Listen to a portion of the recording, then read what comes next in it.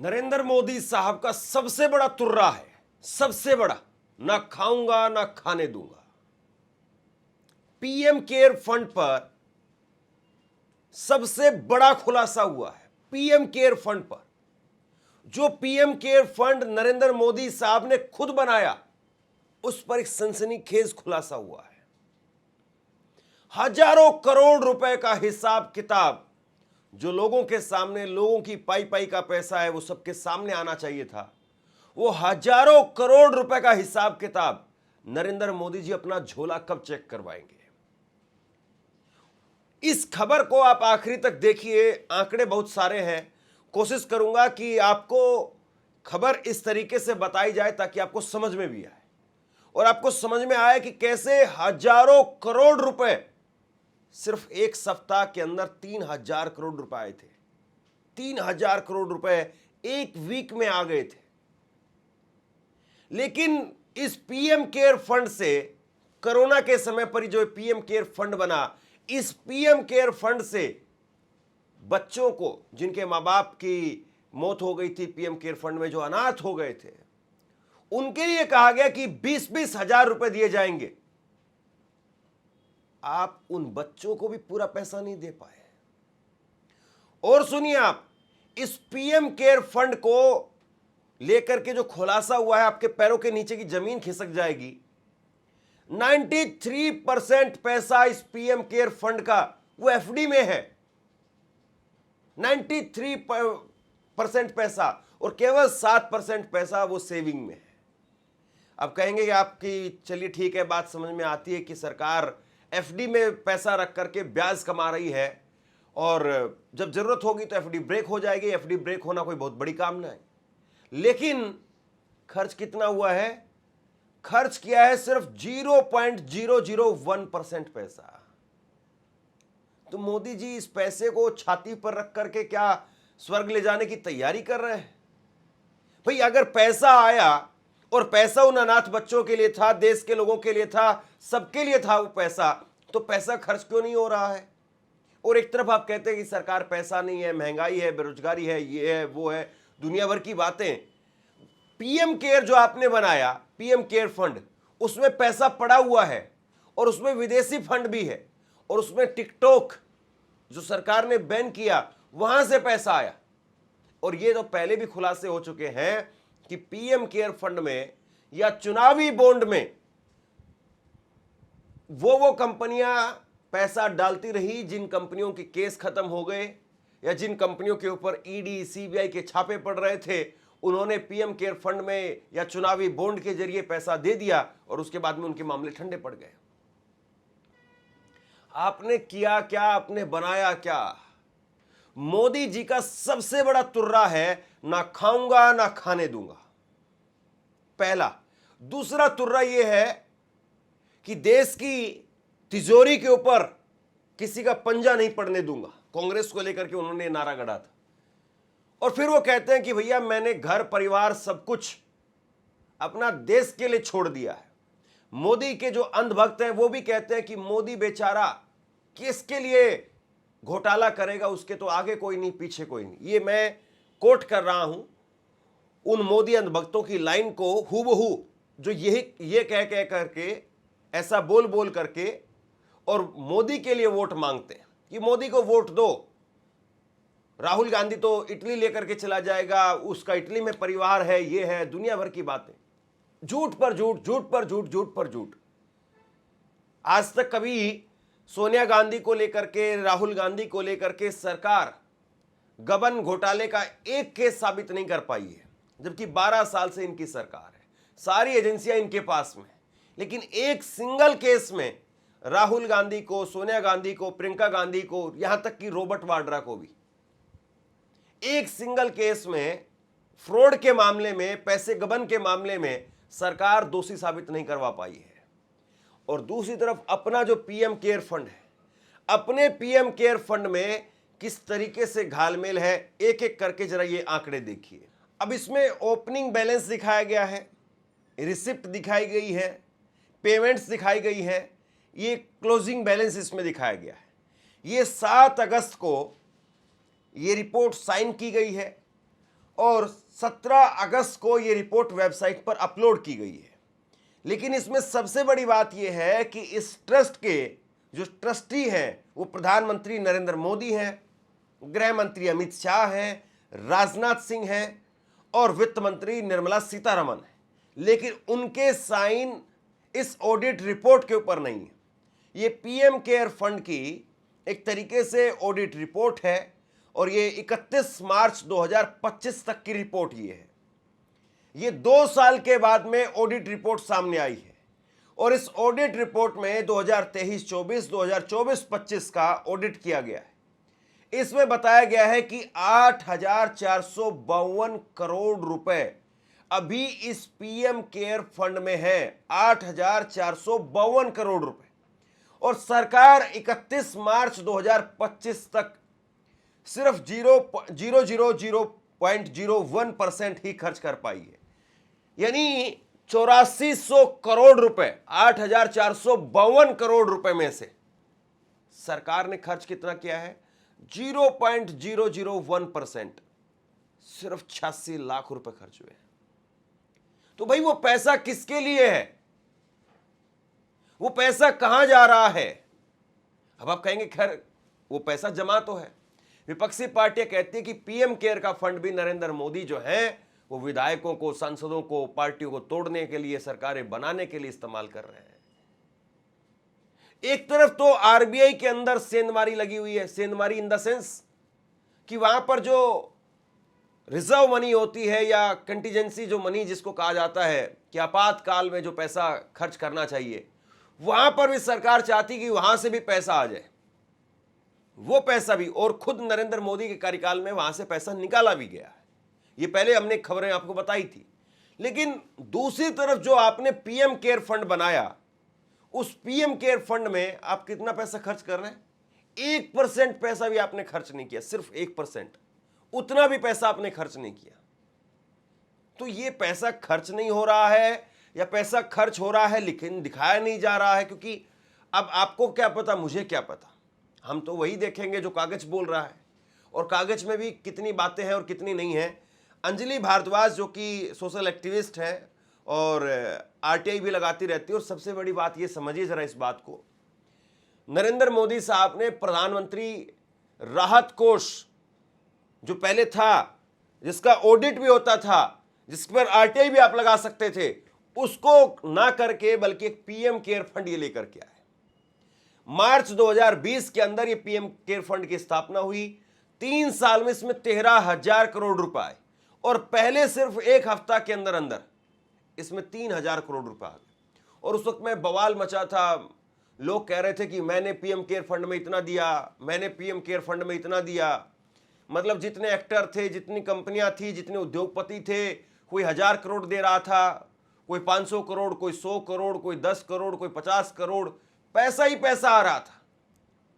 और इसीलिए सिर्फ एक हफ्ता के अंदर अंदर 3,000 करोड़ रुपए आ गया। लेकिन उस वक्त में सरकार ने कहा था कि जो बच्चे अनाथ हो रहे हैं उनको हम 20-20 हजार रुपए हर साल के लिए उनको ताउम्र हम देते रहेंगे। यानी जिन बच्चों के माँ और बाप दोनों कोरोना की वजह से चले गए, उन बच्चों को हम 20-20 हजार रुपए हर साल देंगे। अब जो 86 लाख रुपए है, 86 लाख रुपए, और जो बच्चे अनाथ हुए थे अगर उनको निकाले तो 2-2.5 हजार रुपए बच्चों को जो है वो हर साल मिल रहे। 2-2.5 हजार रुपए हर साल अगर मिले तो बच्चों के पेन कॉपी तक नहीं आएंगे। एक साल में 2-2.5 हजार रुपए ही मिल रहे हैं। अब या तो सरकार बताए पूरा का पूरा कि हम कितना रुपए दे रहे हैं, लेकिन अगर वैसे बेसिकली आप अगर कैलकुलेट करके अपने आप से देखें, क्योंकि आंकड़े पूरे नहीं है, ना खाऊंगा ना खाने दूंगा वो वाले आदमी जो है वो पूरी बात बता ही नहीं रहे, क्योंकि पूरी बात बताएंगे तो फिर आगे बात पूछी जाएगी। जैसे मतलब मोटे मोटे तौर पर यह है कि आपने किसी आदमी को कहा कि भैया जाओ चांदनी चौक जाओ और ये सामान लेकर के आ जाओ, और वो बंदा जो है वो आपके 5,000-10,000 रुपए लेकर के गया चांदनी चौक, और जाकर के उसने कहा कि ठीक है साहब मैंने सामान ले लिया, मैंने लेकर के आ रहा हूं, और उसके बाद में वो आपको पैसे का हिसाब किताब देने के लिए तैयार नहीं है। क्यों? घालमेल है साहब, क्या खरीदा है, कितने का खरीदा है, कितना बचा है, कितना नहीं बचा है, कितना मेरे पास में है, बताना ही नहीं चाह रहा है। यही है पीएम केयर फंड, और कुछ ऐसा ही दिखाई दे रहा है। अब इसको लेकर के अंजलि भारद्वाज वो क्या कह रही है जरा सुनिए। उन्होंने बहुत लंबे जो एक पोस्ट किया है, उसका हिंदी अनुवाद मैं आपको बता रहा हूं। वो कह रहे हैं कि आखिरकार 2024-25 के पीएम केयर फंड का ऑडिट स्टेटमेंट सार्वजनिक हो गया, लेकिन इसको लेकर के सवाल खड़े हैं। फंड में करीब 8,452 करोड़ रुपए उपलब्ध थे, लेकिन इनमें से करीब 0.01% रकम ही खर्च हो पाई है। सवाल यह है कि आपदा और मुश्किल के समय में लोगों की मदद के लिए बनाया गया इतना बड़ा फंड आखिरकार इस्तेमाल क्यों नहीं किया जा रहा है। ऑडिट में यह भी सामने आया है कि इंप्लीमेंटिंग एजेंसियों ने करीब 324 करोड़ रुपए वापस कर दिए, यानी जिनको खर्च करना था वो 324 करोड़ रुपए वापस देकर के चले गए। लेकिन यह साफ नहीं बताया कि एजेंसियां कौन है, उन्हें पैसा किस काम के लिए दिया गया था, उन्होंने पैसा वापस क्यों किया। एक सवाल यह भी है कि ऑडिट रिपोर्ट के साथ में जुड़े जरूरी नोट्स वो सार्वजनिक क्यों नहीं किए गए। इन नोट्स से खर्च और लेन देन के बारे में ज्यादा जानकारी मिल सकती थी।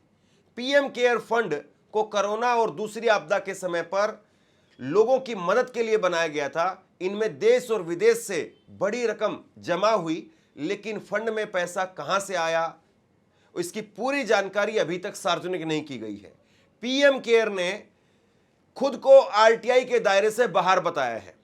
इस वजह से फंड की पारदर्शिता, खर्च और जवाबदेही को लेकर के लगातार सवाल उठते रहते हैं। मोटे तौर पर समझिए जरा इस बात को, आरटीआई में आप नहीं आते हैं, आरटीआई में नहीं आते हैं, चलिए समझ में आता है कि भाई सरकार की मंशा नहीं है, नियत नहीं है, समझ में आता है कि वो नहीं रखना चाहते अपने आप को आरटीआई के दायरे में। आपको सवालों से बड़ी दिक्कत है। एक कांग्रेस की सरकार थी जो आरटीआई लेकर के आई, जिसमें किसी भी मंत्रालय में कहीं पर भी रोड बनी है, सड़क बनी है, कोई पुलिया बना है, कोई टंकी बनी है, कुछ भी बना है, 10 रुपए की आरटीआई लगाई और पूछ लीजिए कि साहब कैसा पैसा खर्च हुआ है, कितना पैसा आया था, कितना खर्च किया है। एक तो कांग्रेस की सरकार थी और एक नरेंद्र मोदी की सरकार है जो पीएम केयर फंड लेकर के आई और उसी को ही आरटीआई से बाहर कर दिया। बताना ही नहीं चाहते हैं कि साहब कितना पैसा है, कितना खर्च हुआ है।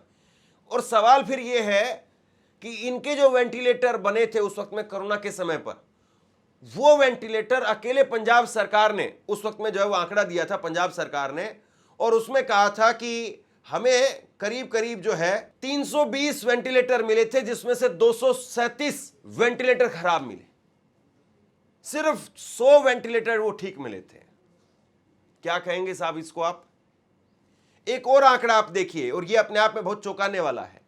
कोविड-19 महामारी के कारण अनाथ हुए प्रत्येक स्कूली बच्चे को प्रतिवर्ष सरकार 20,000 रुपए देने का वादा कर रही थी पीएम केयर फंड के तहत, लेकिन वित्त वर्ष 2024-25 में इस उद्देश्य के लिए केवल 88 लाख रुपए ही जारी किए गए। यदि इस राशि को PM care for children scheme के लाभार्थियों के रूप में सूचीबद्ध 3,383 बच्चों में विभाजित किया जाए, बांटा जाए, तो प्रति बच्चा केवल 2,596 रुपए ही मिलेंगे। यह कुल मिलाकर के राशि 6,076 करोड़ रुपए होनी चाहिए, यानी 6 करोड़ 76 लाख रुपए होनी चाहिए थी। इससे 3,383 बच्चों में से प्रत्येक के लिए केवल 2,596 रुपए ही, या केवल अगर 439 बच्चों के लिए 20,000 रुपए की राशि होगी। मोटे तौर पर अब समझिए, मतलब यह है कि PM care children scheme, PM care for children scheme, उसमें 3,383 बच्चे वो रजिस्टर हैं, और उसमें अगर आप 20-20 हजार रुपए अगर उन हर बच्चे को देते हैं तो वो राशि जो है वो 6 करोड़ 76 लाख रुपए होनी चाहिए थी।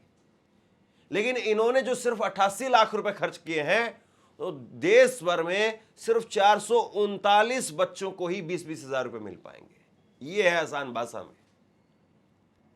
मतलब यह है कि ये अनाथ लोगों को, अनाथ बच्चों को, उनको भी पैसा नहीं दे रहे हैं।